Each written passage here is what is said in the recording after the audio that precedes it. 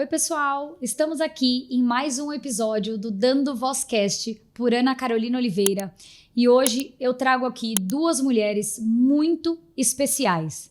Trataremos aqui hoje de um assunto extremamente delicado, porém muito importante de ser falado, sobre a perda gestacional. Um assunto que é pouco falado por muitas pessoas, talvez por não ser reconhecido ou não ser tratado com a sua devida importância. Então, eu trago aqui hoje Karina Carrijo e Marielle Nunes. Muito obrigada, meninas, obrigada aí, por vocês estarem aqui. Eu sei que a agenda está lotada e arrumar um tempinho não está sendo fácil, mas obrigada pela disponibilidade de vocês. Eu acho que é muito importante tratar sobre esse assunto. A gente teve a oportunidade de conversar em uma outra oportunidade, contar um pouco das nossas histórias, e isso me marcou muito, porque, como eu falei para vocês, é muito diferente de quando você tem um filho, e são essas as histórias que acabam aparecendo um pouco aqui para mim, de pessoas que já têm os seus filhos, já lidam com eles, e pouco se fala sobre a perda gestacional, sobre muitas vezes que a gente não tem a oportunidade de ver o rostinho dos nossos filhos, ou não tem essa oportunidade de viver esse sonho que a gente espera muitas vezes por tantos anos para conseguir. Sim. Então eu vou começar aqui primeiro contextualizando. Ká, eu queria que você contasse um pouco para o pessoal, um pouco de quem é a Karina, um pouco da sua história, para a gente se aprofundar depois na sua causa e na sua luta hoje. Tudo bem, meu nome é Karine Carrijo, eu passei por uma perda gestacional tem exatos 10 meses, foi algo que marcou muito a nossa vida, existe uma Karine antes e uma Karine após isso, né? E quando eu passei por isso, eu pesquisava pessoas que passaram pelo que eu passei e eu nunca encontrava, né? As pessoas não falam, isso é pouco falado, porque, por incrível que pareça, depois que eu passei por isso, a gente vai procurar números, né? De 100 mulheres que engravidam, 40 passam por uma perda gestacional. E é muito alto isso. Eu mesma não sabia desse número. É muito alto e pouco falado, né? Então, se esse número é tão grande, por que as pessoas não falam sobre isso, né? E com certeza você passou por isso, mas as pessoas falam, quando uma mãe perde um filho, todas perdem. Mas não é bem assim, né? Eu não sei se você sente isso, mas não é bem assim. A nossa dor, ela é um pouco incompreendida, né? As pessoas não entendem muito bem a dor gestacional, da perda gestacional. Porque eu escutava coisas muito absurdas, por exemplo, nossa, você não conheceu, melhor assim que você não conheceu, e se tivesse algum problema? A gente escuta essas infelizes frases, né? Sendo que tudo que a gente sonha é passar por aqueles 9 meses, ter o nosso filho, entrar no quarto tão sonhado, passar por aquilo. Então, existe uma dor do que nós não vivemos, né? Porque quem perde filhos mais velhos é uma saudade do que vocês já viveram, né? E eu sinto uma dor da saudade das coisas que eu não vivi, né? Daquilo que você construiu na sua cabeça, sim, no seu sonho, planejou com seu marido. É uma frustração, eu não vou saber. Eu nunca vou ouvir meu filho falar, mamãe. Eu nunca vou saber que cor que ele gosta. Eu nunca vou saber se ele gostaria de jogar bola ou basquete, né? Você vive nas dúvidas, nas incógnitas, né? Sim. Como seria, né? E eu perdi o Levi às 39 semanas e 5 dias, faltando 2 dias para completar 40 semanas. E a causa foi coromionite. Muitas pessoas me perguntam, né, qual foi o motivo. Então explica para quem está assistindo a gente o que é, para que a gente possa entender e compreender um pouco melhor sobre isso e para que outras mães também que passaram. Só que o meu caso, ele foi um caso muito isolado. Porque coromionite é uma bactéria na placenta, alguma coisa assim, né? É uma bactéria, mas que não leva a óbito tão rápido. Que dá febre na mãe, dá náusea, tem vários sintomas. E eu não tive nenhum sintoma. A minha coromionite, ela foi totalmente silenciosa, assintomática. E eu fiz os últimos exames faltando 7 dias antes de descobrir, que foi o exame do cotonete, eu não sei o nome dele, Stecto, como é que é? E não detectou nada, né? E eu só descobri que ele já havia falecido na barriga porque eu entrei em trabalho de parto em casa no domingo, do dia 28, e eu cheguei no hospital com 5 centímetros dilatada. Aí a médica ainda falou assim, vamos rápido, porque ele já tá quase nascendo, vamos fazer o exame aqui do cardiotoco e tal. E quando fez, não detectou o coração, só pegava os meus batimentos, não pegava o batimento da barriga. Aí a gente foi fazer ultrassom pra saber se ele tava muito baixo ou se não, né? Diagnosticou realmente que ele não tinha batimentos cardíacos. E quando a gente passou por isso, o hospital, ele não teve uma empatia na conversa, sabe? Simplesmente eu tava fazendo uma ultrassom, ela virou pra mim e falou assim, seu bebê não tem mais batimentos, eu vou te levar na sala e o médico vai te explicar como é que a gente vai fazer agora. Eu virei assim, como assim? Não tem batimentos? Bem fofa. Eu não entendi. Aí ela realmente me explicou, né? E aí a gente entrou na sala do médico. E aí o médico me falou que eu deveria passar por um parto normal porque neste caso o hospital não indica cesárea, né? Que é realmente um parto normal. E que a gente deveria induzir o parto, né? E aí dali meu mundo acabou. Porque eu fui pro hospital com coisa de maternidade, de porta-maternidade, de lembrança maternidade. Como a nossa família inteira na recepção. Com o seu sonho, você foi pra maternidade. Sim. E a nossa família inteira na recepção. Porque quando eu comecei a sentir dor, a gente ligou, né, pra minha sogra, pro meu sogro. Assim, já vai pro hospital, que o Levi vai nascer. E quando a gente recebeu a notícia, tava todo mundo na recepção. Como que eu vou sair? Foi um momento assim, eu saí do exame pra entrar pra sala de parto, que todo mundo ia assistir. E falei assim, meu filho não morreu.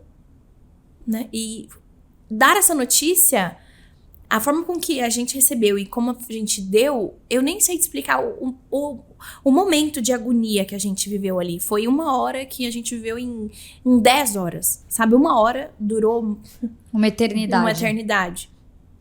E aí, quando nós subimos pro quarto, a gente já tinha tirado tudo, né, do quarto pra não... Porque não ia decorar quarto, não ia ter nada, né? E eu passei por um parto normal, né? E optei por não ver. A minha opção foi não ver. Eu pedi pro meu marido pra gente não ver, né? Pedi pra fazer o parto no escuro. Porque liga aquela luz, né? E você consegue ver pelo reflexo. Sim. E o reflexo tem um... É metal, as né? Luzes, então você consegue ver. Então eu pedi pra fazer um parto no escuro. Pedi pra me respeitarem, né? E o médico me respeitou. O hospital, eu não tenho tantas coisas positivas. O hospital que fez foi o médico que fez a sua cirurgia? Não foi do hospital. Não foi... Foi o seu médico? Foi o meu médico. Ah, tá bom. Foi o meu médico na época, que eu também hoje não passo com ele mais. Devido a ele ter postado, bloqueios, né? Ele postou e tudo, e eu fiquei um pouco chateada, porque era uma situação que não deveria ter... O médico não deveria ter tido uma ética diferente, sim, né? Que eu acho... sobre ele, né?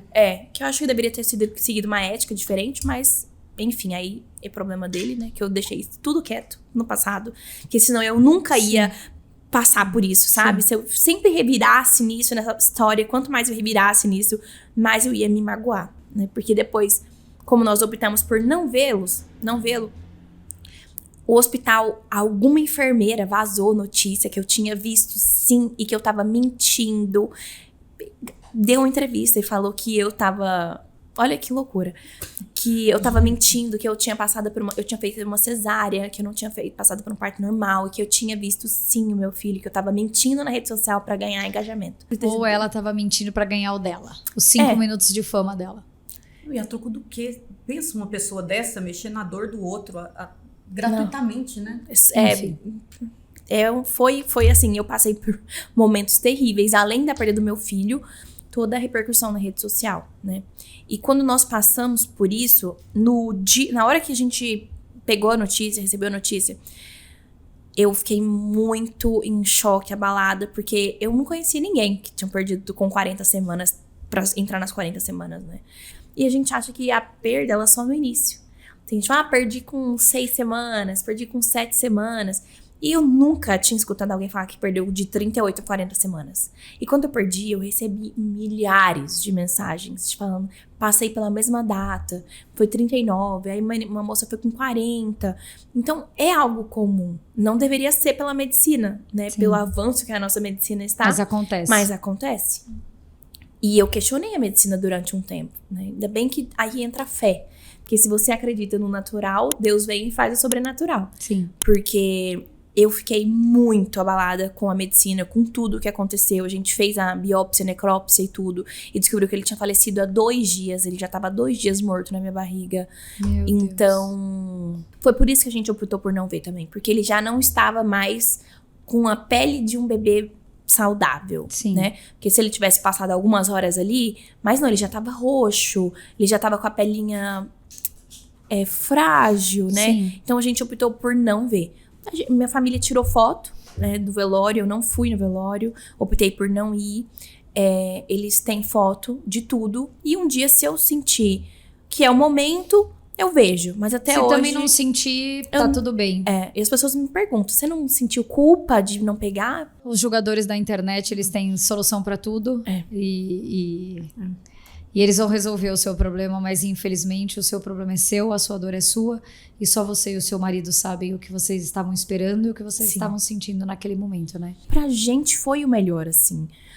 Porque eu me abalo muito com imagens, né? E eu tenho medo de...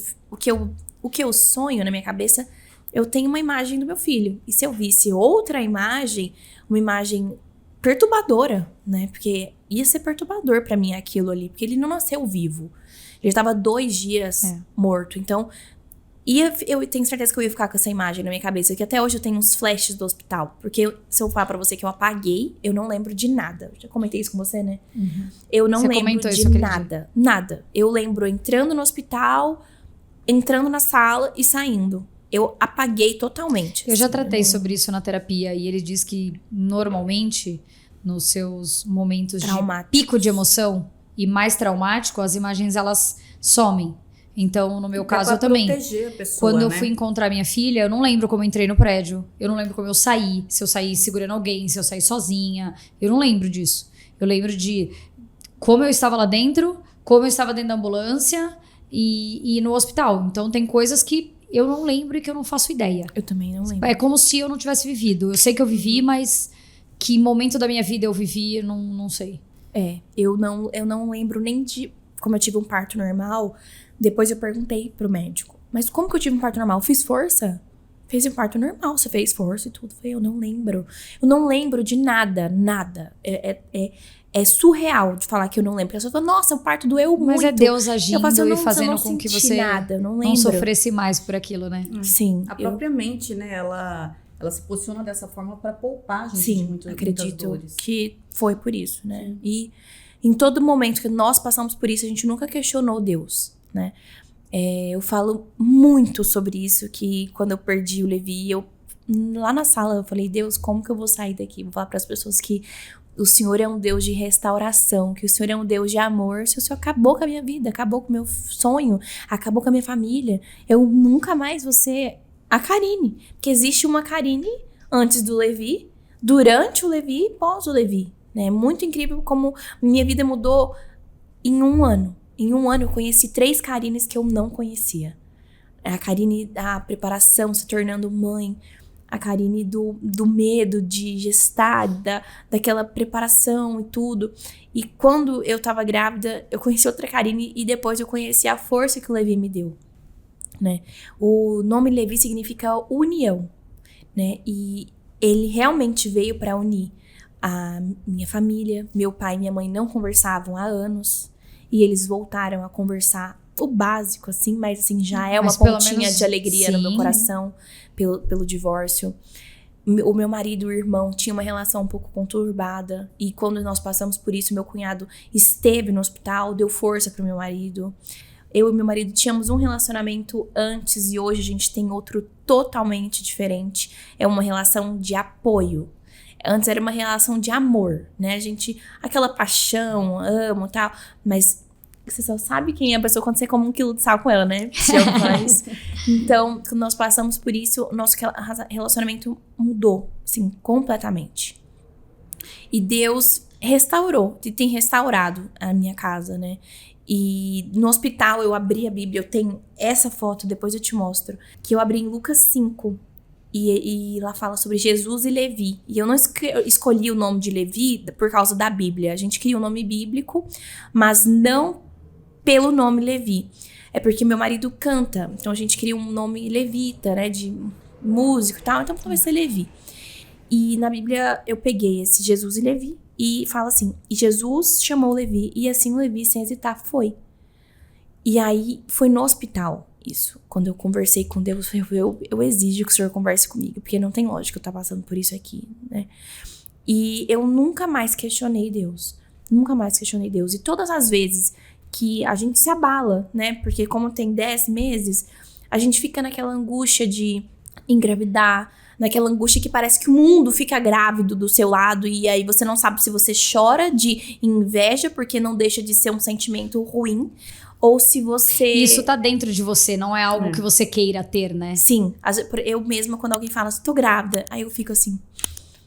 E agora? Eu vou comemorar eu dou parabéns pra ela ou eu choro no banheiro? Eu vou frustrada porque... Só que eu tenho lidado com isso, com terapia e tudo, e eu entendo que cada pessoa tem um propósito. Tem um propósito e seu momento. Tem um propósito e seu momento. Então, como que eu vou lamentar por alguém se às vezes ela precisa passar por aquilo? Eu tenho uma amiga que ela engravidou recente e ela não queria, e quando ela descobriu, ela foi, eu vou abortar, não sei o que. Eu falei, não, é possível. Ela vai me falar isso. Eu sempre fiquei indignada. E aí ela falou assim, não, eu vou manter a gestação e tal. E nasceu agora. E ela mudou. Ela começou a ir pra igreja. Ela começou a sonhar com uma família, entregou a vida dela pra Deus. E às vezes, se ela não tivesse engravidado, ela tava no mundo, sem gestão de família. Sim. Então, cada propósito, decide um propósito pra cada pessoa, né? E hoje eu compreendo isso. Quando alguém fala que tá grávida, eu fico muito feliz por você. Mas durante os 3 primeiros meses, foi muito difícil ver criança. Eu não sei se eu estou feliz por você. Né? Eu não estou feliz por você, porque eu não estou feliz comigo. Mas não tem nada sobre você. Mas hoje eu estou conseguindo ressignificar isso conversando. Porque tem muitas pessoas que se anulam para não falar sobre isso. Porque as pessoas falam, mas não superou. Quer falar isso o resto da vida. Mas eu vou falar isso pro resto da vida. Porque meu filho existe. Ele existiu. Ele tem uma data de... uma certidão. É a sua história. Ele tem uma certidão de nascimento e uma de óbito. Então isso prova que ele existe. O nome dele tá ali. E ele existe. Ele sempre vai existir. Não importa se ele já tá com vida ou não. Ele existe, né? Então eu vou falar dele pro resto da minha vida. E quanto mais eu falo dele, mais eu me curo. Hoje eu já não conto isso chorando. Mas há 2, 3 meses atrás, eu falava e chorava. Cada palavra era um choro. Então quanto mais eu falo, eu me lembro dele como um propósito da minha vida, né? Como algo que mudou a minha vida. E hoje eu consigo falar sobre perdão. Porque eu tinha um bloqueio muito forte com meu pai. E no hospital eu consegui quebrar isso. Eu vivi em guerra com meu pai uns 12 anos. E hoje eu entendi o que é ser filho e o que é ser pai. Né? Porque tudo mudou na minha vida através do Levi. Então, ele precisou vir pra mim. Pra que eu me curasse. E quanto mais eu falo dele, eu ainda me curo. Sim. Né? Que aí eu lembro que a minha vida tem um propósito. E o propósito, ele deu significado. Ele deu um significado pra minha vida, né? A partir dele, da vinda dele. Então, como isso é pouco falado, as pessoas não conseguem... Muitas pessoas se revoltam contra Deus, né? Porque Deus, aconteceu isso comigo. E é um negócio, por que não comigo? Que a gente conversou. É por que não eu? E eu agradeço a Deus pelos 9 meses que eu passei com o Levi. Porque lá nasceu, na sala de parto, o meu filho nasceu morto. Mas lá, uma Karine renasceu. Com mentalidade diferente, eu saí do hospital falando, eu vou me curar para curar mulheres que passaram pelo mesmo do que eu. Que lindo. Porque é pouco falado. Sim. Eu queria conversar com quem já passou por isso, mas ninguém se abria. E quando se abria era de forma dolorida, culpando Deus. E eu falo, mas não é isso. Se eu não entendi o propósito na dor, eu ainda não entendi o propósito do que aconteceu comigo. E eu vou viver sempre no passado. E isso é muito ruim. Sim. Ver no passado. Porque eu vivi no passado 12 anos com problema de família dos meus pais. Um problema que não te pertencia, né? Um problema que não me pertencia. Então, e automaticamente a gente repete os ciclos, né? Quando a gente vê isso é inconsciente. Fala assim, eu vou fazer totalmente diferente. Mas a gente repete o ciclo inconscientemente. É. Então, tudo foi quebrado através da vinda do Levi. E hoje eu consigo compreender isso facilmente. Graças a Deus. E a senhora maravilhosa, plena, com essa barriga linda. Quase. Marielle. Tá quase, gente. Tá quase aqui. Hoje a gente tem a Júlia, mas a Marielle tem uma história linda também de ressignificar tudo que lhe aconteceu com a Bela. Então conta um pouquinho pra gente também da sua história, pra quem não te conhece. Se apresente e conte um pouco sobre você. Vamos lá. Eu sou a Marielle. Quero começar te agradecendo a Kaki também. Que a nossa conexão foi através dela. Exato. E a minha sua foi através de Deus. De Deus. Foi. A forma como o Senhor nos conectou. A gente vai falar sobre isso. Sim. Até como a forma como ela te viu e como ela encarou saber que você estava grávida. Mas a gente deixa pro próximo. Eu sou mãe do Benjamin, que tem 6 anos. Sou mãe da Belinha, que estaria com 1 ano e 4 meses. E agora da Juju, da Júlia, que tá aqui já há 36 semanas. Meu Deus, tá aí. Tá já, ó, batendo na portinha. Tá. Todo compromisso que eu marco, eu falo, Júlia, espera mais um pouquinho. Dá um tempinho. E hoje a gente veio mais para contar a história da Bela, né? Claro que tá tudo conectado. Diferente um pouco da história da Karine, do Levi e do Thiago. Thiago, marido da Karine, pra quem não sabe. Nossa, teve 2. O maridão. A nossa história aconteceu um pouquinho diferente, né? Já no primeiro trimestre, nos primeiros exames que a gente fez, já foi levantada uma suspeita que a Bela tinha uma condição genética que era considerada incompatível com a vida. E ela já apresentava malformações em alguns órgãos. A indicação era que a gente interrompesse a gestação naquele momento. Por quê, né? Que a indicação era que a gente interrompesse. Tanto porque era um quadro incompatível. Então, eles falavam, Marielle, hoje seu útero tá do tamanho de uma pera. Daqui a pouco ela vai crescer e você pode ter complicações, como tive.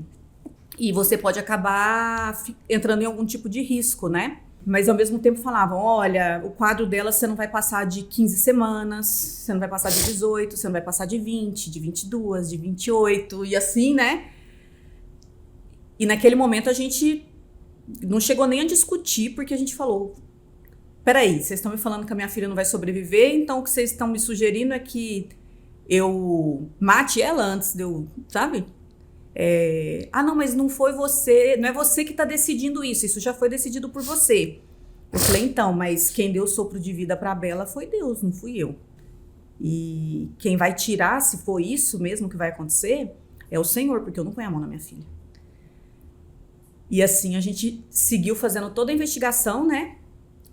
E confirmando, a cada exame que a gente fazia, se confirmava, a cada exame que a gente fazia.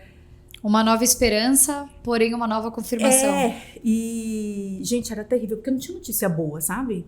A gente entrava pro ultrassom, primeiro que quando a gente chegava no começo, todo mundo já recebia a gente naquele clima de luto. E as pessoas no começo indagavam a gente, desculpa, é porque eu nunca vou entender por que você não interrompeu. E pra gente era muito difícil, porque a gente optou, inclusive, por não falar muito pras pessoas o quadro dela, porque a gente era muito julgado. Sim. Então, ao mesmo tempo que tinha gente que falava assim, nossa, como você é forte. E eu falava, gente, eu não sou forte. Isso aqui tá acabando comigo. Mas vocês estão interpretando que eu sou forte porque eu optei por não tirar a vida da minha filha no ventre. Eu sou guardiã dela. Então, o nosso papel como mãe, o meu papel como mãe, eu vejo muito que é proteger. É gerar. E não interromper porque alguém falou que ela não nasceria perfeita, que ela não nasceria. O Senhor vai me falar. O Senhor vai conduzir e quando chegar a hora, o Senhor vai me preparar para tudo que for acontecer. E assim, a gente seguiu a gestação. E ao mesmo tempo que... E os médicos falavam pra você que também você poderia correr o risco de vida, né? Isso, porque eu comecei a ter várias complicações. Por exemplo, eu tive polidrâmino, que é um aumento significativo de líquido amniótico. Então você acaba tendo às vezes que passar por algum procedimento ou para tirar aquele líquido, porque às vezes o seu útero pode chegar num ponto que ele pode romper. Então você tem contrações o tempo todo. Então a chance também porque de um parto... Porque o corpo fica tentando expelir. Tem isso, e por exemplo, no caso dela, ela não deglutia no começo. Então, teve um aumento muito grande de líquido. Sim. Então, assim, alguma malformação ia puxando alguma outra complicação. Sim. Então, eu também tive diabetes gestacional, eu tenho útero irritável já, então eu tinha muita contração. Então, a gente precisou entrar com medicamento para diminuir essas contrações, porque era o tempo todo, parecia que eu estava em trabalho de parto. Não é aquela contração de treinamento que a gente fala que é a mais comum, eram contrações dolorosas. Então, assim, a gente ia tendo notícias difíceis. A parte anatômica dela, assim, era sempre muito difícil. A gente ia, olha, os rins dela estão nesse quadro, o coraçãozinho dela tá assim, assim, assado. A veia que liga o coração com o pulmão, ela tá estenosada, não passa nada. Então, assim, cada vez que a gente ia, era uma complicação maior, porque iam conseguindo ver mais também, né, no ultrassom, então era uma complicação maior. Mas, ao mesmo tempo que eles falavam dessa complicação, eles falavam, não sei como ela chegou até aqui. O ultrassom, eles falavam, os rins dela não estão funcionando, de repente, no meio do ultrassom, ela fazia xixi, e a gente viu o jato no meio do ultrassom dela fazendo xixi. E aí ficava todo mundo assim, como assim, ela tá indo contra a medicina. Totalmente. Ela não vai deglutir por causa disso e daquilo, você tá com polidrâmino, e aí, de repente, chegava lá, ela deglutindo, no meio do ultrassom, ela fazendo aquele movimento, deglutindo, e aí o líquido amniótico começava a diminuir para níveis normais, razoáveis. E assim, por fim, ela foi fazendo um trabalho, ela, com a medicina e com os profissionais, que foi algo assim, que até hoje, sabe? Hoje a gente acompanha a gestação com a mesma equipe que acompanha a gestação da Bela. Hoje, o que a gente recebe, assim, de profissionais falando, Marielle, eu nunca entendi por que uma mãe segue com uma gestação incompatível colocando ela em risco. Hoje eu entendo. Depois da Bela eu entendo. O que no começo era luto, mais pro meio, pro final da gestação, a gente chegava lá, a gente era uma festa. E aí já chamavam ela de pimentinha, vamos ver o que essa pimentinha tá arrumando, não sei o quê. Se a gente via que ela tava com alguma outra malformação, alguma coisa, o pessoal já se mobilizava e você viu que foi ganhando vida, sabe? E que foi a história da morte, do luto, de interromper a gestação, porque nesse caso, inclusive legalmente, a gente poderia fazer isso. E aquilo tudo foi sendo transformado. E a equipe foi sendo transformada, e nós fomos sendo transformados, e a Bela constrangia a gente. Eu falo que a história da Bela não é história de morte, é história de vida. Sim. Porque ali ia constrangendo a gente, eles falavam, ai, Marielle, a gente vai repetir semana que vem ultrassom, não sei o que. Eu já via que já tava todo mundo assim, com o coração na mão. Chegava na outra semana, o pessoal, e aí, como é que vocês estão? Eu falava, tamo firme, ela tá aqui. Tá, ó, girando aqui dentro. E ela foi até quantas semanas? 38 semanas. Meu Deus. E... contrariando as 10, as 15, tudo. As 20. Contrariando tudo. E eu entrei em trabalho de parto, ela nasceu de parto normal, chorando, brava, meu Deus. Muito brava. E ela nasceu bem, ao contrário do que todo mundo esperava, porque como ela não tinha essa comunicação formada entre o coração e o pulmão, ninguém sabe explicar como que ela sobreviveu ao parto e ficou conosco por 7 horas. Ela nasceu bem, chorou, veio pro colo. Toda a assistência dela, ela recebeu no colo. E era algo que eu tinha muito medo, porque a equipe já estava toda preparada para ela. A gente já tinha estudado ela, assim, feito vários exames no Brasil, fora do Brasil, a gente já tinha feito tudo. E a equipe já era especialista em Bela, então a gente já tinha uma equipe toda pronta, todo um protocolo do que a gente faria. E, quando você entrar em trabalho de parto, que ela precisar estabelecer essa comunicação, ela não vai aguentar, ela não vai nascer viva. E muitas vezes, mesmo se ela entrar em sofrimento, a nossa conduta com você vai ser conservadora, você vai continuar no parto normal, embora ela esteja em sofrimento, porque a gente quer preservar você. E por alguns meses eu falava, ok, eu entendo. No final eu falei, não, se ela entrar em sofrimento, nós vamos pra cesárea. Mas a gente não pode perder você. A gente não perde o que o Senhor não permite que a gente perca, eu não tenho medo. Sim. Eu quero que a minha filha nasça com vida, eu quero ver a minha filha, ninguém pode me tirar isso. E orando muito, eu orava tanto pro Senhor e falava, Senhor, sonda meu coração de mãe. Se tiver alguma coisa que te agrada da minha maternidade, me deixa ver minha filha com vida. 30 segundos eu pedia pro Senhor. 30. Eu sei que vai ser além. Pronto, já tô emocionada. É já claro vou que chorar. assim, tempo com filho nunca vai ser suficiente. Os 9 meses na barriga nunca vão ser suficientes. 30 segundos, não. 7 horas, não. 6 anos, não. 20 anos, nunca vai ser suficiente. Mas eu falava, Senhor, eu tô entregando tudo e eu tô confiando que o Senhor pode fazer. Contrariando a medicina, contrariando o Google, contrariando tudo. E às vezes as pessoas falam, nossa, mas você queria 30 segundos, quando você não tem nada. Você quer tudo. Só o mínimo já é o máximo. Então, assim, e o Senhor foi assim, a Bela foi um milagre. A Bela foi um milagre. E muitas vezes as pessoas falam, você conta da história da Bela como um milagre, como história de vida, mas não deu certo. Você não viu o milagre, a Bela não foi curada. E aí, eu sempre medito muito, no começo isso me levava muito para reflexão, porque eu falava, nossa, é verdade, eu orei tanto por um milagre e nós não vimos. Gente, nós vimos tantos milagres. A gente caminhou em milagres todos os dias. A Bela ter ido até o final da gestação foi um milagre. A Bela ter nascido com vida foi um milagre. A gente hoje lembrar da Bela com alegria e contar a história dela com alegria e entender o propósito que nos foi entregue com a vida dela é um milagre. Nós termos permanecido foi um milagre. Eu estar aqui hoje é um milagre. Acho que a Karine pode compartilhar disso. A gente ter sobrevivido e estar aqui hoje contando, isso é um milagre, gente, porque ninguém volta para contar. Assim como a Karine, desde o começo, eu procurava no Google relato de mães que perderam filho com tal malformação. Eu não achava nada. Eu não achava nada. E por muito tempo eu pensei, eu até perguntava pra minha médica, as mulheres morrem depois? Porque eu não encontro nenhuma mãe. Não, e quando eu tava grávida, eu falava assim, eu não encontro nenhuma mãe que falou, eu passei por isso e foi assim, Será que todas morreram, então? Eu falava, será que elas morreram? Elas tiveram realmente essas complicações que os médicos estão falando e morreram? Ou então, depois elas não suportaram lidar com a perda do filho e morreram? E eu ficava, gente, alguém tem que contar alguma coisa. E eu falava, Senhor, se eu sobreviver, que eu seja essa pessoa. Que eu seja essa pessoa que as mulheres vão procurar e que elas encontrem. Porque a coisa mais difícil que tem é você querer falar sobre alguma coisa e você não ter ninguém. Não, é a mesma coisa quando você tá grávida e o seu rol não tem uma pessoa gestante, não tem ninguém gestante. Você fala, eu tô fora do mundo, porque com quem que eu vou contar? Com 3 meses, com 6 meses, com quem que eu vou contar? Com quem que eu vou conversar? Sim. Aí você tá amamentando, nossa, ninguém pode compartilhar essa experiência da amamentação comigo, uma pessoa real que possa estar ao meu lado. E eu acho que é isso que vocês viveram. E muito assim, a gente vive todo tipo de sentimento. Muitos dias você acorda em dias de fúria. E muitas vezes na gestação eu passei por isso. Eu acordava em dias de fúria. E eu falava assim, eu não vou entregar minha filha. Não vou. Não quero saber com quem eu tenho que falar. Ela não vai morrer. Como se a gente tivesse essa autoridade, esse poder. Ou então eu falava, tô brava hoje com Deus. Não quero papo, sabe? Tô muito chateada.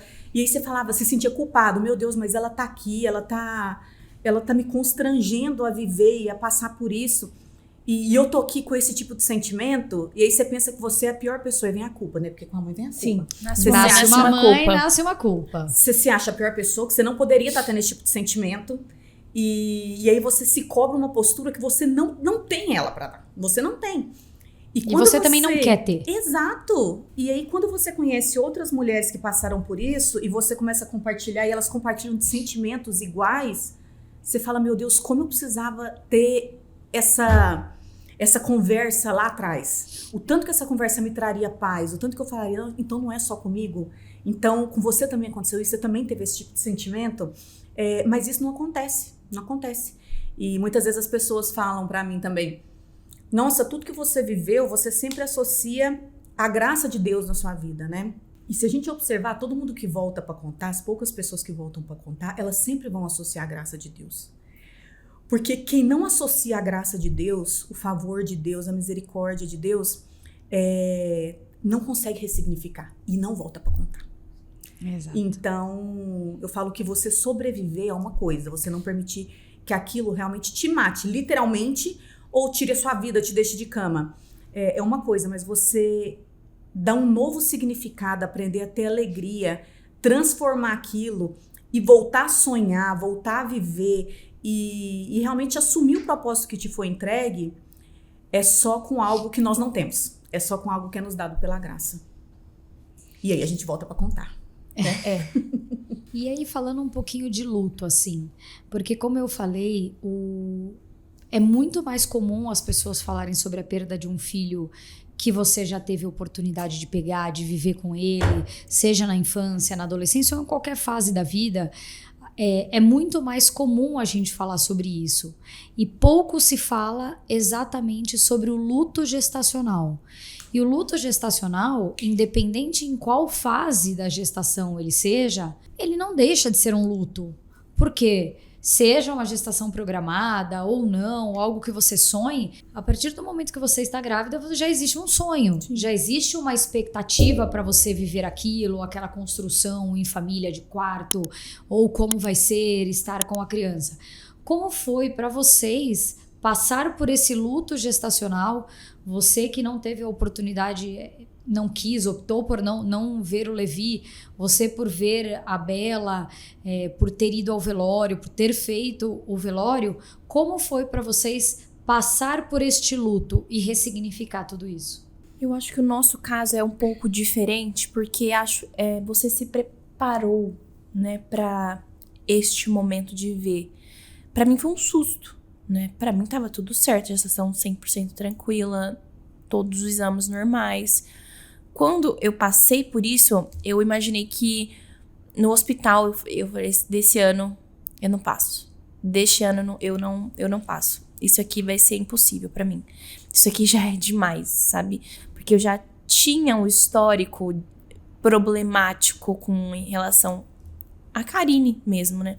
Eu já tentei suicídio, eu já usei droga na adolescência por ser uma pessoa que questionava tudo que já aconteceu comigo. Eu vim de uma família um pouco conturbada, então eu já não acreditava na família. Então quando eu me converti, casei, engravidei, eu pensei, agora tá tudo resolvido, né? Agora eu entendi. E quando eu perdi, eu falei, e agora? Voltei a estaca zero. Tudo que eu me senti literalmente, quando você tá num poço, você sobe, quando você tá um passo, alguém te derruba de novo. Foi isso que eu senti.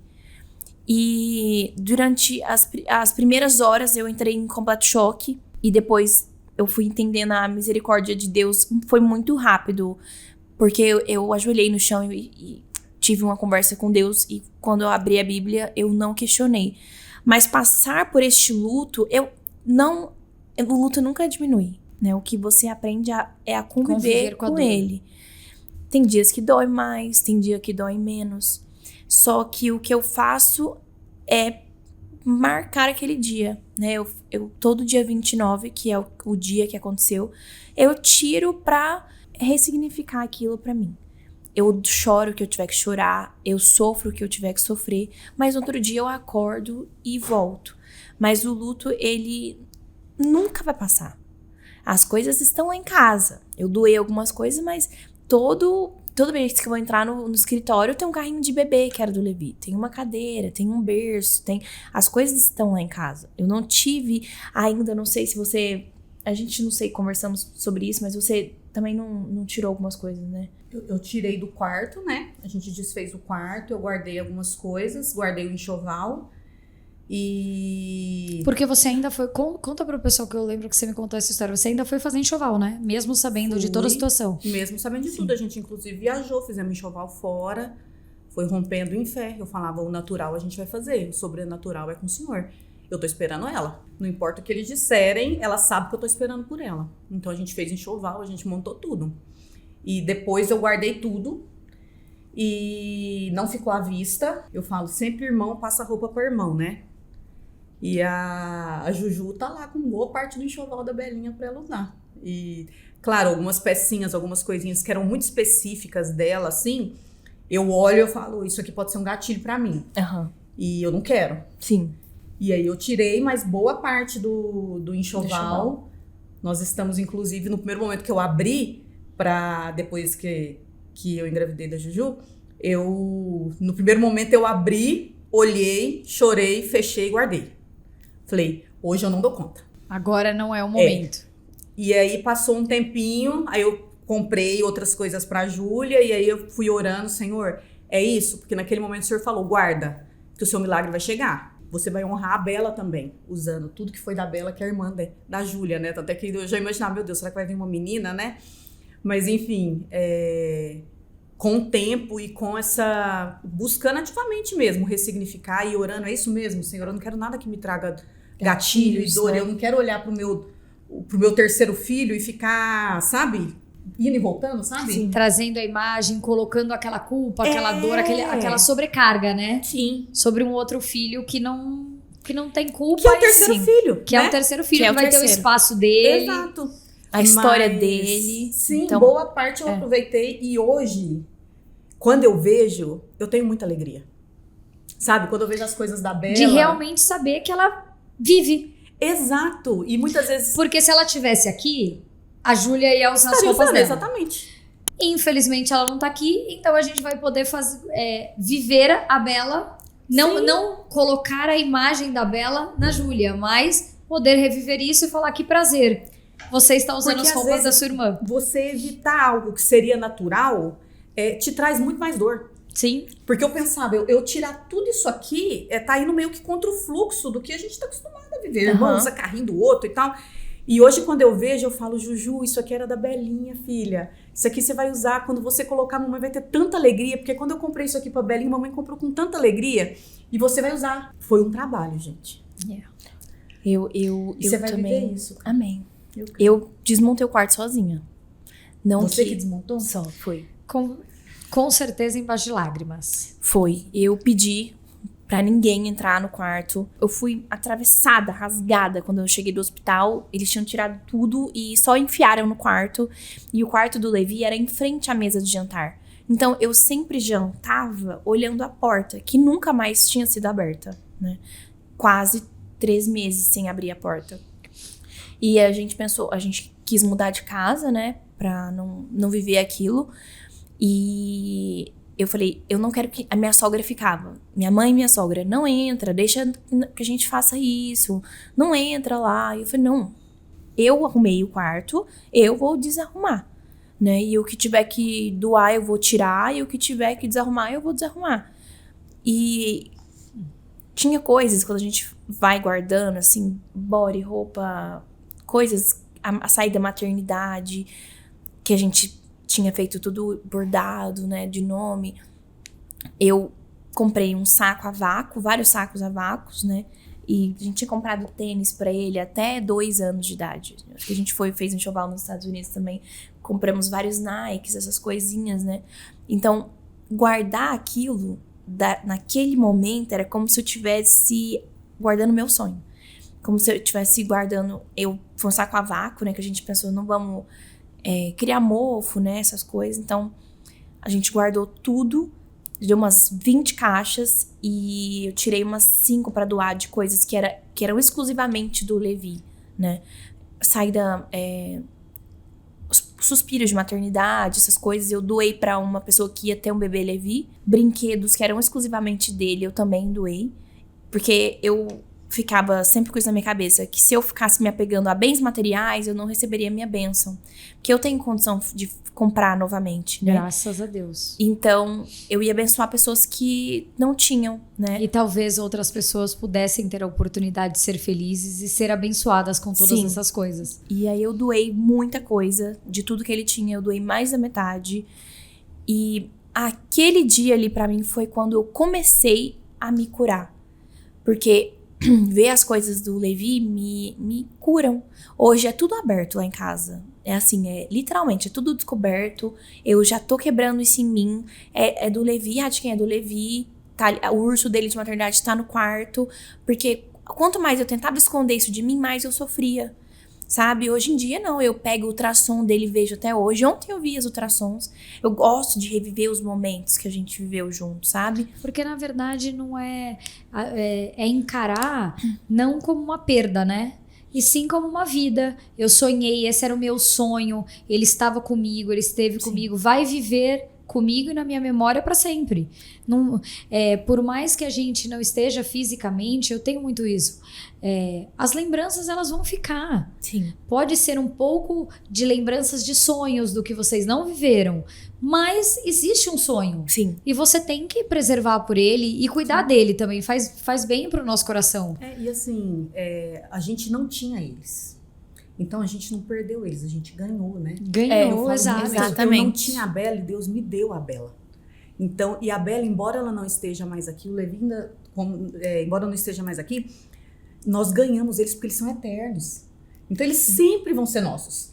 E quando a gente for para a eternidade, a gente vai estar junto de novo. Sim. Então nós não perdemos eles. Nós perdemos um período de tempo aqui nessa terra com eles. Mas nós somos agraciadas por eles, né? Sim. Você tem um pouco de medo, Má, de transferir tudo isso, todo esse sentimento, toda essa história que você viveu e carregar essa história toda para Júlia? Eu já tive medo.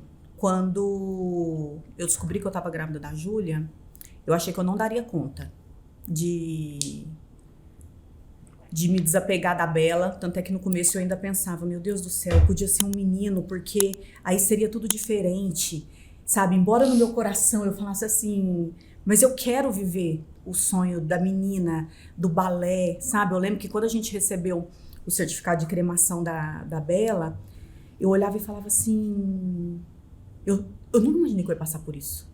Eu queria o certificado do inglês, sabe? Eu queria o certificado do balé. Eu não queria um certificado de cremação. E ele chega, não sei se vocês já viram, parecendo um diploma.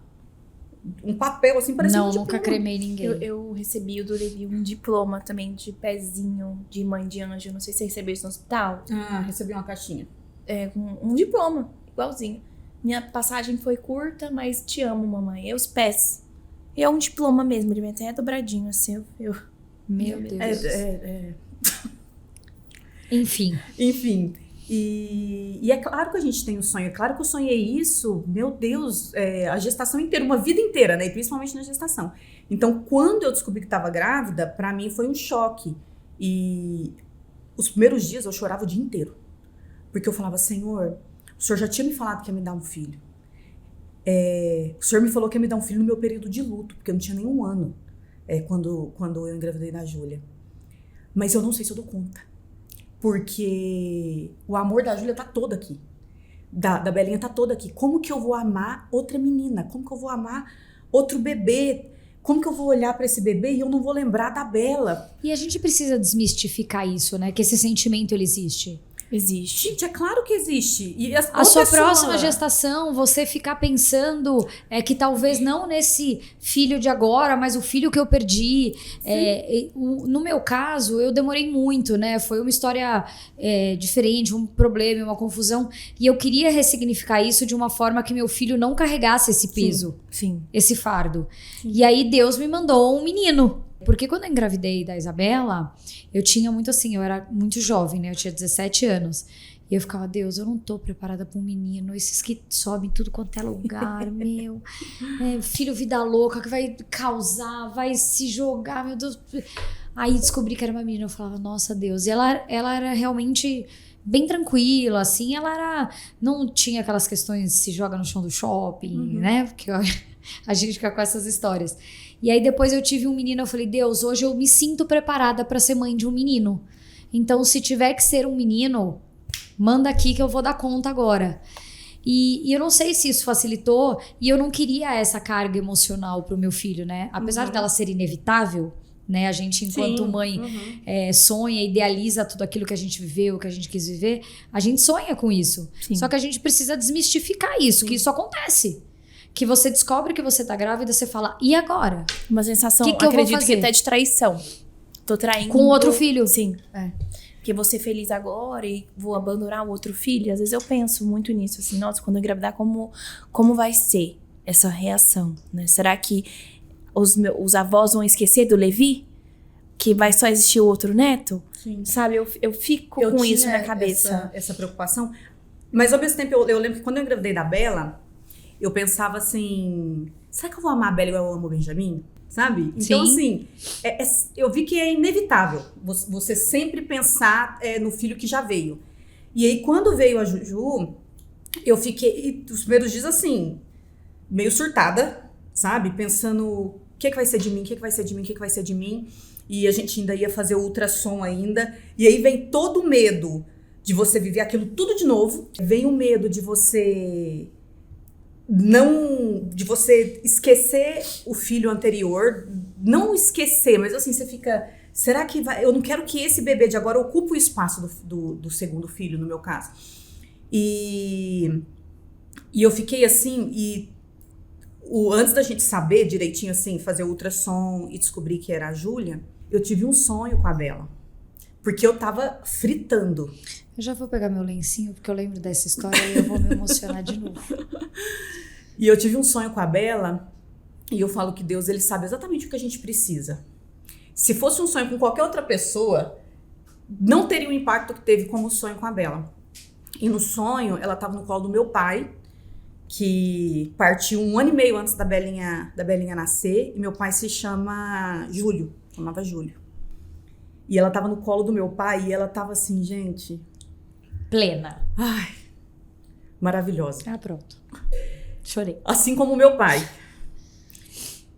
E ela falou, mamãe, eu pedi pro Senhor me mandar a minha irmã. E ele tá te mandando a minha irmã, e o nome dela é Júlia. E o nome dela é Júlia por causa do meu avô, que é ele que tá cuidando de mim aqui. E mamãe, você pode amá-la, porque ela é muito amada. A minha irmã é muito amada. E quando eu acordei, eu já falei, amor, eu realmente tô grávida.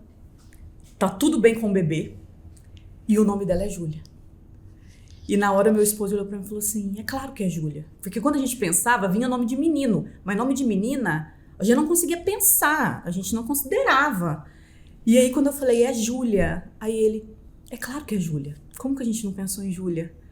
E naquele momento era como se eu tivesse toda sido arrepiada.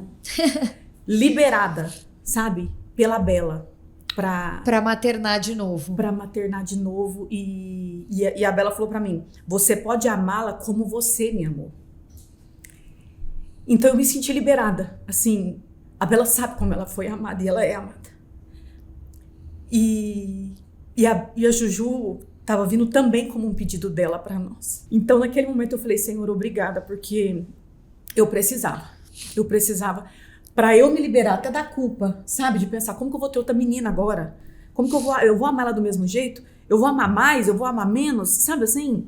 E naquele momento eu me senti completamente liberada pra receber a Júlia, pra me alegrar. Porque às vezes você pensa, não tem nenhum ano que eu perdi a Bela. Como que eu vou me alegrar agora?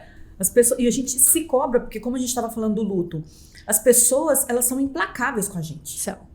E Essa é minha próxima pergunta. E assim, elas te ferem. Só que as pessoas, elas vêm com aquela conversa de que, porque eu sou sincera, porque eu me preocupo, e a vontade é falar, não, você é sem noção. Sim. Porque você tá ferindo uma mãe que acabou de perder um filho, que dor você acha que é maior do que essa? E eu pensava, como que eu vou parecer grávida agora e me alegrando com uma nova gestação, e as pessoas vão falar, bem que eu falei pra ela que ela era jovem, daqui a pouco ela tinha outro filho e esquecia. Gente, eu nunca vou esquecer a Bela. Nunca. A Bela faz parte da nossa vida lá em casa. Tem foto dela pela casa. Ela é sua segunda nela. filha. Exato. Ela só não está presente fisicamente. Exato. E assim, nós não estamos juntas agora. Sim. Vai chegar um momento que nós estaremos juntas e que nada mais vai poder nos separar. Então, assim, você entra também nesse conflito, porque as pessoas, elas ferem muito a gente. Primeiro porque elas não validam o sentimento de uma perda de um bebê intraútero ou de uma perda neonatal. Ninguém valida isso. Poucas pessoas realmente, muitas vezes as que já passaram por isso, as poucas que às vezes validam, entendem Eu a acho sua que são dor. só as que perderam. Só as filhos. que perderam. E mais ou menos, viu? Porque também eu já ouvi coisa assim de mulheres que já perderam filho intraútero e falava, nossa, quando você falou que ela nasceu e que ela morreu 7 horas depois, eu dei graças a Deus que o meu morreu na barriga. Sabe assim? Você fala tipo, Oi? você tá se ouvindo falar isso? Não Nossa. fala isso não, bem. Porque eu já ouvi, Ah, não, mas vocês são jovens, vocês vão ter outro. Tá bom, mas nada vai mudar o que eu vivi. Exato. Ah, agora você tem que mudar sua mente que você é mãe apenas do Benjamin. Você não é mãe mais da Bela. Então, muda sua mente. Filho, querida, deixa eu te explicar. Abençoada. Gente. Linda, deixa eu te explicar. E pessoas que às vezes é o que fere mais. Pessoas que te tratam totalmente indiferentes àquilo que você viveu. Não sei pra você, cara. Mas assim, ela te viu grávida, ela te deu um presentinho, porque ela não sabia o que estava acontecendo e muita gente ganhou. Todo mundo falava assim, posso dar um presentinho pra Bela? Óbvio que pode, gente. A Bela tá aqui. Sim. Nós estamos esperando por ela. E a pessoa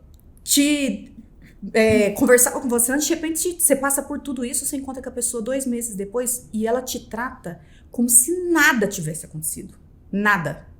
Tipo, ela não te dá um abraço diferente. Porque tem gente que não sabe o que falar e eu prefiro que a pessoa fique calada. Mas isso é uma pauta que a gente falou lá, né, quando a gente se encontrou. Sim. Gente, assim, ó, se você encontra alguém numa situação difícil e você não tem o que falar, não fale.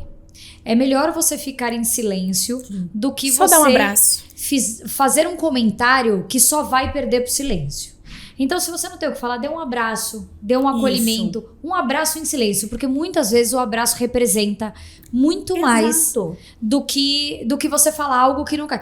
Por exemplo, no dia que a gente se encontrou, aconteceu uma situação trágica com uma amiga da Nádia. Sim. E eu não sabia o que tinha acontecido. Eu só fiquei sabendo assim, a Nádia perdeu uma grande amiga. Eu não sabia o que tinha acontecido, eu tinha saído do palco. Eu fiquei sabendo só depois mesmo que acabou, né? Porque eu não entrei lá de O volta. que eu fiz? Ela tava falando com alguém, eu encontrei com ela, eu dei um abraço, a gente ficou acho que uns 2 minutos abraçadas. Mas um abraço em silêncio. Eu não sei quem é, eu não sei o que aconteceu, eu não sei de nada. Então eu não posso falar, ai, tá tudo bem. Não tá tudo bem. Não tá tudo bem. Eu dei um abraço nela, fiquei quieta, ela ficou quieta, ela me olhou e aquilo representou muito mais do que se eu tivesse falado qualquer outra besteira que eu não soubesse o que estava acontecendo. Porque às vezes uma palavra, ela invalida o que você tá sentindo. As pessoas querem invalidar o que você Aí, sente. por exemplo, depois a gente tava ali, a gente conversou, a gente riu juntas, a gente chorou juntas. Isso não queria dizer que ela não estava mais em sofrimento por causa daquela amiga. Sim. E as pessoas precisam entender isso. Os jogadores de plantão, os jogadores da internet, as pessoas que estão à nossa volta. E acho que esse era o assunto que eu queria puxar aqui com vocês, porque você, ainda mais por ser uma figura pública, muitos seguidores, por compartilhar a sua gestação, esse julgamento deve ter vindo muito mais. Eu vejo também uma situação que eu até queria aproveitar o gancho aqui e comentar. O Eliezer esteve aqui no meu podcast também. A Vitube está passando por uma situação muito difícil hoje com o filho dela recém-nascido, de descobrir uma doença rara. E ela está sofrendo mais porque as pessoas estão crucificando ela, Sim. julgando ela. Gente, vocês não sabem o que acontece na casa do outro, vocês não sabem as situações. Então as pessoas ficam julgando e te machucando e te ferindo o tempo todo. No meu caso, era se eu sorria porque eu tava rindo, porque eu já tava feliz. Se eu chorasse é porque eu era desequilibrada. Se eu tivesse uma situação... Então as pessoas te julgam por qualquer situação. E você precisa ter um equilíbrio emocional muito grande para lidar com tudo isso. Então, parem. Você deve ter passado muito por isso. Até por pessoas da família. Então, como lidar? Eu vi, assim... Participei do lançamento do seu livro, que foi incrível. Como diz a minha filha no vídeo, eu vou ler este livro todos os dias e a minha mãe também. E é trazer isso, essa mensagem, falar sobre o assunto. Porque eu falo muito sobre isso. Você só pode falar sobre o assunto quando você tem propriedade de causa sobre ele.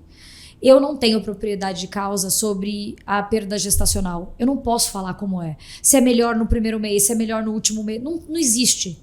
Eu não posso dar a minha opinião, falar sobre isso. Eu posso dizer para a pessoa, eu sinto muito, e ter um acolhimento e uma empatia por ela. Então tenham mais acolhimento e empatia, e foi isso que vocês fizeram. Falar sobre o assunto, ressignificá-lo e contar essa sua história. Porque você me disse que no segundo dia que você chegou na sua casa, você começou a escrever sobre essa história e talvez deixar essa mensagem para tantas mães. Porque no seu evento, a hora que eu vi a quantidade de mães, porque para mim, a minha rotina e o que eu vejo são mães que perderam seus filhos que já estão mais velhos ou em alguma outra situação. quando eu vi tantas mulheres dando relatos sobre perdas gestacionais, eu falei, meu Deus, Carol, que já perdi uma filha, não tinha noção do significado dessa perda gestacional e o quanto ela é importante. Eu lembro hoje, nitidamente, fui embora conversando com a pessoa que estava comigo, eu falei, gente, teve uma mulher lá que relatou que ela estava na 8ª gestação. Foram 8 gestações, 8 perdas. Então, assim, é mais comum do que eu, Carol, mesma imaginava. Eu também. Então, ressignificar isso e que hoje, parabéns para vocês, que vocês são essa voz de falar sobre o assunto mais abertamente e desmistificar isso, né? Deixar de ser um tabu. Sim, eu só me posicionei na internet porque no 2º dia eu comecei a viver um verdadeiro inferno na minha casa. Porque o meu caso, ele teve uma repercussão grande na época. E as pessoas começaram a vazar fotos de bebê morto e falar que era o Levi. E não era. Muita mentira, matérias sensacionalistas. Quando que você me joga no Google, só tem isso. Então, isso anulou completamente o que eu fiz antes, né? A sua história de A minha vida e o história. seu legado que você trouxe até ali. Sim. E aí foi quando eu precisei me posicionar. Na rede social, eu tava no hospital ainda. Eu fiz um vídeo e postei. Falando sobre... para as pessoas pararem de inventar. Porque tinha a maior dor eu tava sentindo ali. Que era ter um útero e não ter um bebê no colo. De ter leite pra amamentar e não ter um bebê. Né? Eu passei de ser a única mãe do hospital que não tinha um porta-maternidade, né? Que eu tava tudo preparado. Então eu gravei esse vídeo. E através deste vídeo, vamos lá, se deu muitos comentários na época, mas se deu 10 mil comentários, 7 mil eram de mães que passaram pelo que eu passei. E 3 mil era hate. As pessoas falando que, olha lá, nem saiu do hospital e já quer ganhar visualização, já quer ganhar like, quer ganhar engajamento. E não era sobre isso, era pra eu pedir para as pessoas pararem, né? E daí, quando eu cheguei em casa, começaram de novo e tudo. E aí eu tive um sonho e Deus me falou, né? Que eu precisava passar por aquilo porque eu ia ter propriedade para falar sobre aquilo. Que eu era uma mulher plantada em meio a um riacho, que eu era frutífera e que eu podia ficar tranquila, que ele tinha promessa de filho pra minha vida. Mas que eu deveria passar por aquilo porque meu maior testemunho ia ser minha maior dor. E eu gravei esse vídeo e postei uns 2 dias depois. E de novo, gente, dando hate, mandando mensagem, falando que eu tava querendo ganhar visualização. Os julgadores de plantão. Sim. Se você não se manifesta, as pessoas falam. Se você se manifesta, as pessoas falam. Você tá sempre errado, você nasceu, né? Você Nasceu. existe. Você existe. E foi quando eu me fechei. Eu fui tratar com uma psicóloga e ela, mais no âmbito nada profissional, também quis me perguntar sobre coisas, sabe? Sobre coisas que não faziam sentido uma psicóloga me perguntar. E aí foi quando eu falei, não vou falar com mais ninguém. Se nem na minha psicóloga eu posso confiar, em quem Sim. eu vou? Aí foi quando eu comecei a escrever o livro. O livro eu não ia lançar, ele é um diário mesmo, pós-luto. Eu falo sobre a Karine, porque naquele momento eu tive uma crise de identidade. Quando eu saí do hospital, eu tive uma crise de identidade, porque eu não sabia quem era a Karine pós-Levi. Porque a Karine com o Levi na barriga era uma grávida que fazia conteúdos pra mães, esperançosa com o quarto. Quem é a Karine? Ela é a mãe do Levi. E agora, quem é a Karine?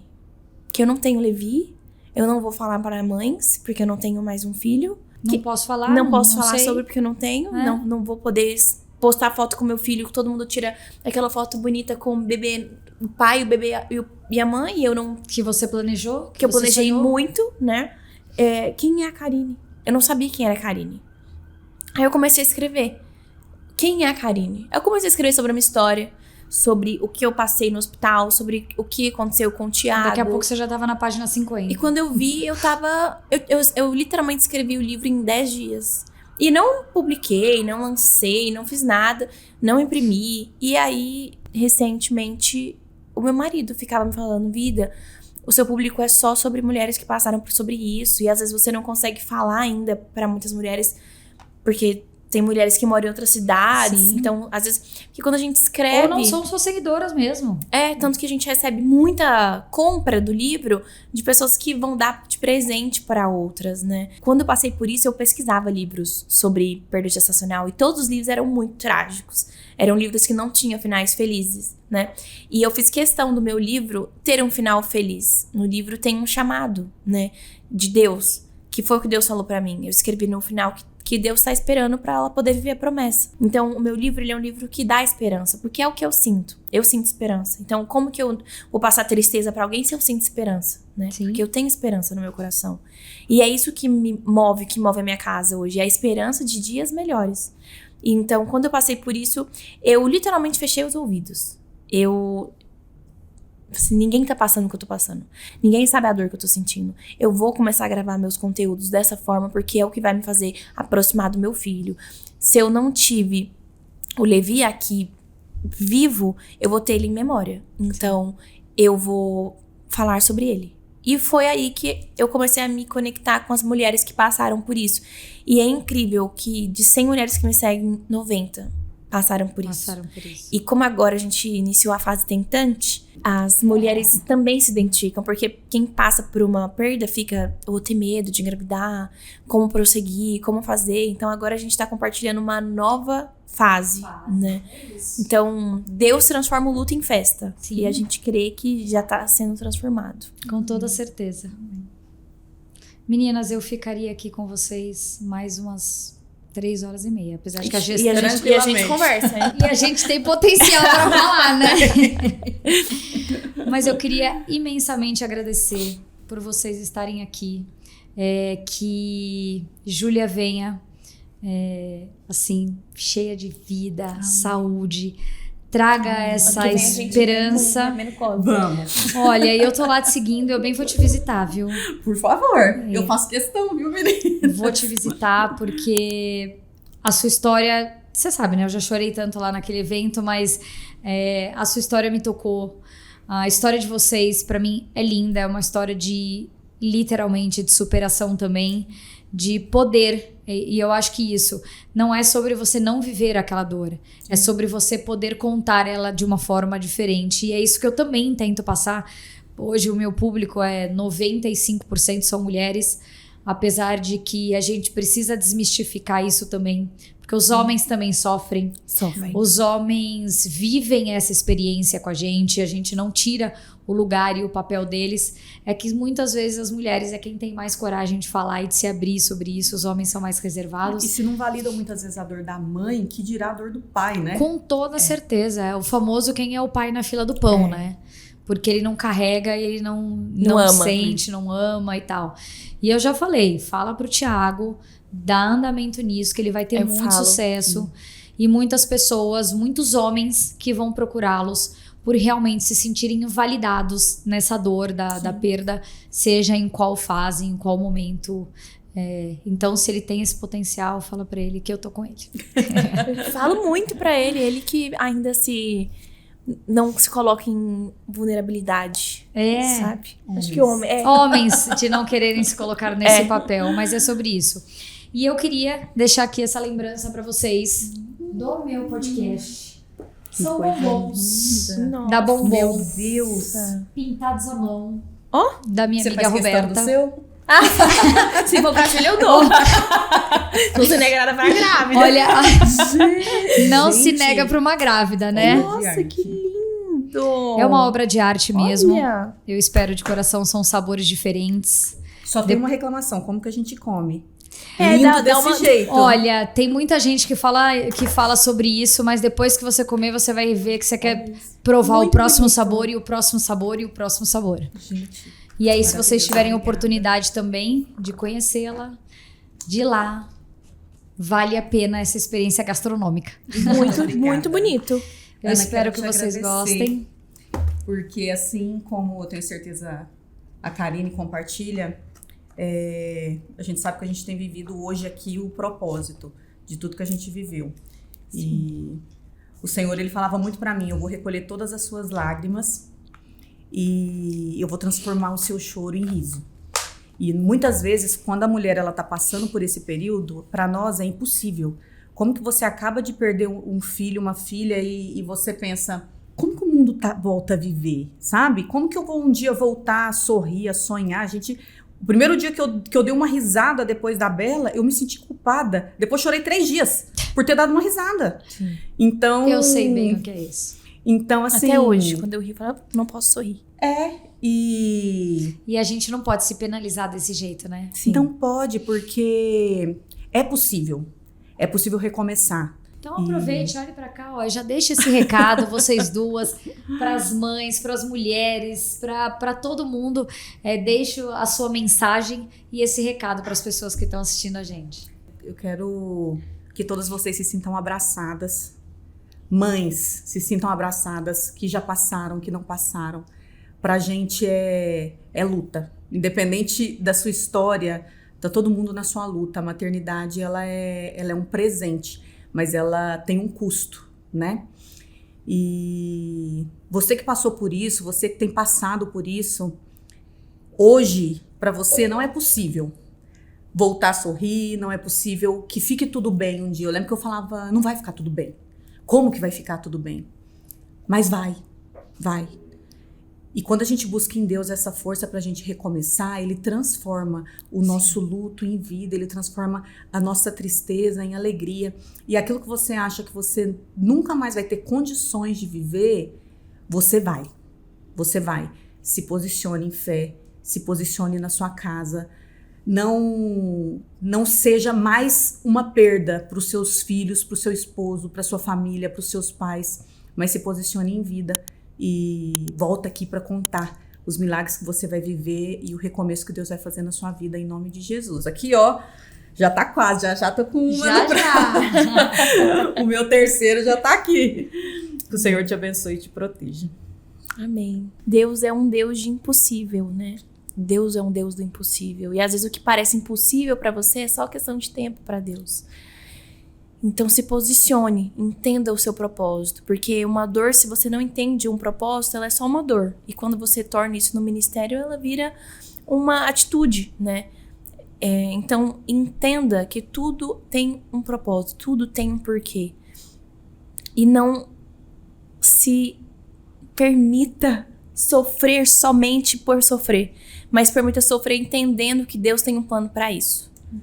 Porque o sofrimento sem um plano, ele é só dor. E aí vai gerando um espinho no peito, uma mágoa e um afastamento de Deus. E não é isso que é o propósito. Porque por mais que a gente não entenda, tudo é plano de Deus. É isso. Obrigada, meninas, mais uma vez. Muito sucesso com a chegada da Júlia. Muito sucesso para vocês nas suas tentativas. Amém. Eu espero ter boas notícias em breve de todas vocês. Vou visitá-las. Amém. Vou levar lá e eu espero conhecer, e vocês terão muitas bênçãos nessa vida. Nós 3. Amém. E para você que ficou conosco aqui até agora, nosso muito obrigada. Não deixem de clicar, curtir, compartilhar este conteúdo e, principalmente, se inscrever no canal. Um beijo e até a próxima.